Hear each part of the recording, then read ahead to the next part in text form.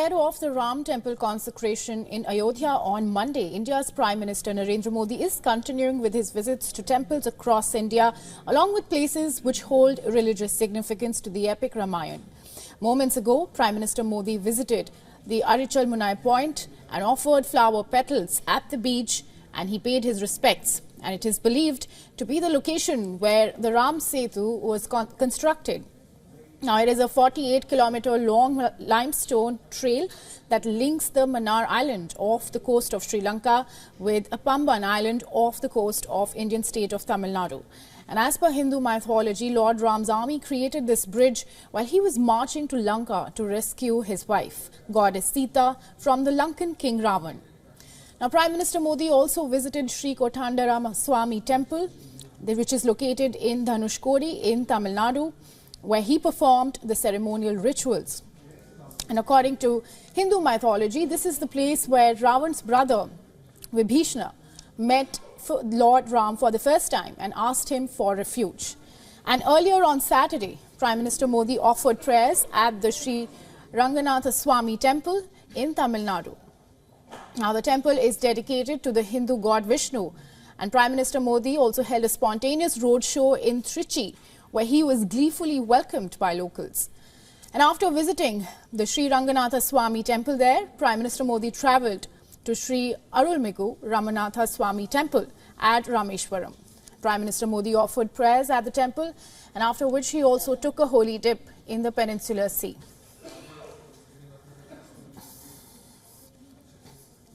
Now, the grand Ram temple consecration ceremony in Ayodhya is just a day away, and the soul of the sculpture, Raghunandan Raghav Ram Lalla, or Lord Ram, is all set to be enshrined in a grand and divine temple in his birthplace, Avadhpuri or modern-day Ayodhya today.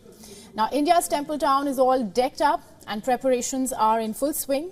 Huge bunches of vividly hued marigold flowers are ready to greet the devotees at the Panchavati Ashray Sthal. Now, devotees also took holy dips in the Saryu Ghat.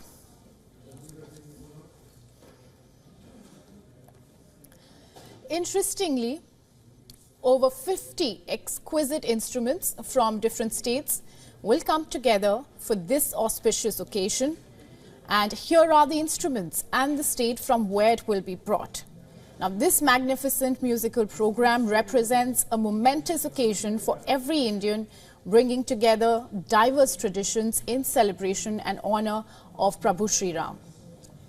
Ram Mandir complex and surrounding part of Ayodhya was captured by Indian remote sensing satellite processed by ISRO's National Remote Sensing Center. Now, take a look at this stunning visual. Now, Ram devotees from different states in India were seen distributing free tea and milk,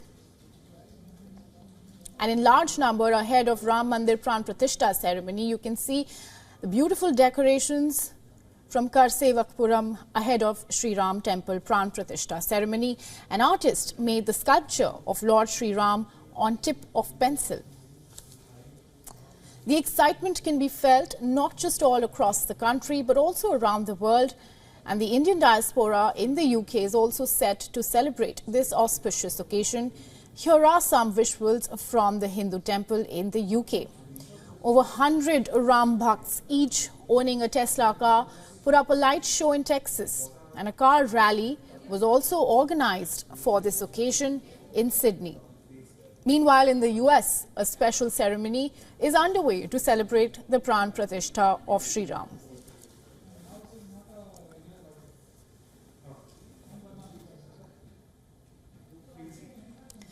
Special preparations were also seen in Nepal's Sita Devi Mandir.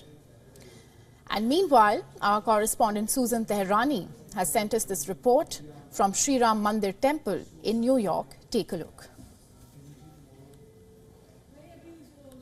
Mandir Temple in Staten Island, New York, where a special ceremony is underway to celebrate the Pran Pratishtha of Sri Ram, which is the consecration of the Ram Temple. Similar events like this one, rituals and celebrations are taking place this weekend all across New York City and elsewhere. And then on January 22nd, there will be a special ceremony in the heart of New York, which is Times Square, by Indian Americans. They will gather in the afternoon from 2 to 4 p.m. and then from 4 to 6 p.m., showcasing India's rich spiritual and cultural heritage for the world to witness. Susan Tehrani reporting from New York for WION World is One.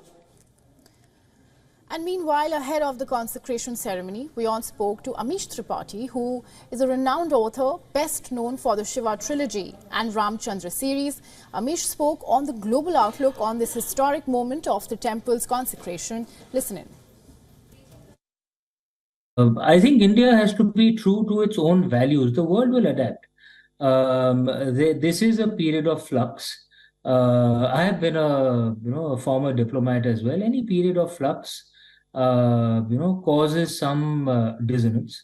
Those who are those who had a seat at the high table in the earlier status quo will obviously not like a change. And India has to try its best to make it easy for other countries to adapt. Some will, some won't. But India's power is rising, and India, through history, has always been a benign power. For most of human history, India was actually among the most powerful nations on earth. Angus Madison's figures, the brilliant British economic historian, shows very clearly that for most of the first millennium, India was around 35% of the world's GDP, for all of the first millennium. And most of the second millennium, we were around 25% of the world's GDP. We've had a bad few centuries, 200-300 years. We are returning now. But in all that period when India was a very powerful nation, we almost never went abroad outside of the borders of the Indian subcontinent to conquer other lands. We never went around saying you have to follow our religion, otherwise we will destroy your entire culture. We never went and colonized parts outside the Indian subcontinent. We never had that culture. We are, I would argue, a rather benign power. We fight back hard if someone attacks us, of course. But we don't go looking for a fight. We will be a very benign power. That is the value of Lord Ram. If you think about it, Lord Ram defeated Ravan in battle.